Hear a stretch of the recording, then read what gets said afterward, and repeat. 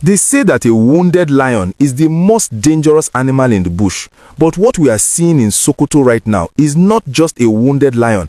It is a defiant monster who is laughing in the face of the entire Nigerian military and their American allies. You saw the headline, and it is a hard pill to swallow. Just days after we celebrated the massive US airstrikes that were supposed to cripple these bandits, Bello Turji's loyalists have come out from their hiding hole, not to surrender, but to strike again.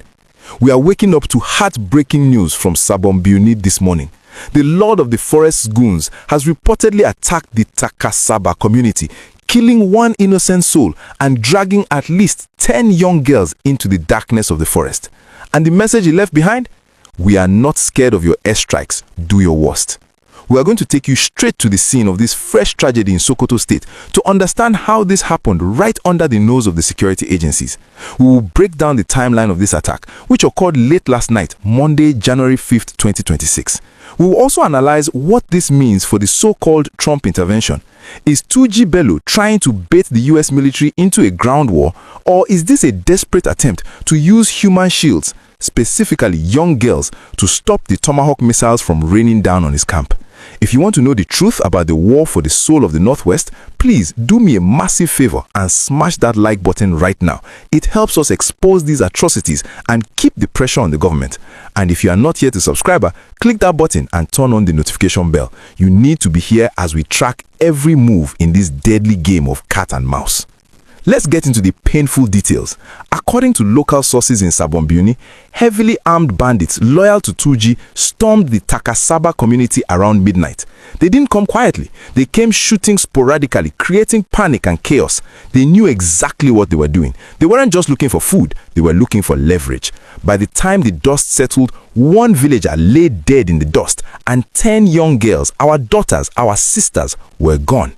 This attack is significant because of the timing. Remember, it was just on December 25, 2025 that the US Navy launched precision strikes on terrorist camps in the neighboring Tangaza and Tambuwa local government areas. We were told that the bandits were disarrayed. We were told they were fleeing. But this attack on Takasaba is a calculated message of defiance. It is Turji saying, "You can bomb the empty bush, but I still control the villages." The quote, "We are not scared of airstrikes, do your worst," reportedly came from one of the bandits during the raid. This psychological warfare is typical of Turji. He wants to prove that no amount of foreign intervention can stop him. But there is a darker strategy here.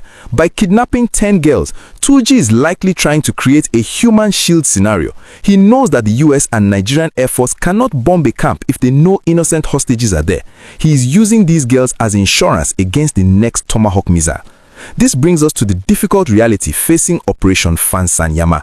The military has the firepower. We have seen the Super Tucanos, we have seen the US drones, but firepower is useless if the enemy is holding children in his arms. The residents of Sabon are terrified. They are asking if the Americans cannot stop him. Who can? The optimism we felt last week is turning into cold fear. We also have to talk about the local vigilantes. In many of these communities, the Yansakai are the only line of defense, but they are outgunned. The bandits who attacked Takasaba came with heavy machine guns, likely mounted on motorcycles. It was a massacre waiting to happen. I want to ask you, the viewer, a very tough question. With Turji using hostages to stop the airstrikes, what should the military do? Should they risk a rescue operation that could get messy, or should they continue the bombardment and risk the lives of the hostages? It is a nightmare choice. Drop your honest thoughts in the comments below. I really want to hear your perspective on this moral dilemma. As the sun rises over a grieving Takasaba today, the families of those 10 girls are in agony. They are not caring about politics or US treaties. They just want their children back. The Nigerian government has promised to crush these bandits, but for the people of Sokoto, promises are no longer enough. They need action, and they need it before Turji disappears into the deep forest again. If you found this update heartbreaking but necessary, please smash that like button. Let's get this video to 10,000 likes to amplify the cry of the Sabon people. We need the world to know what is happening here.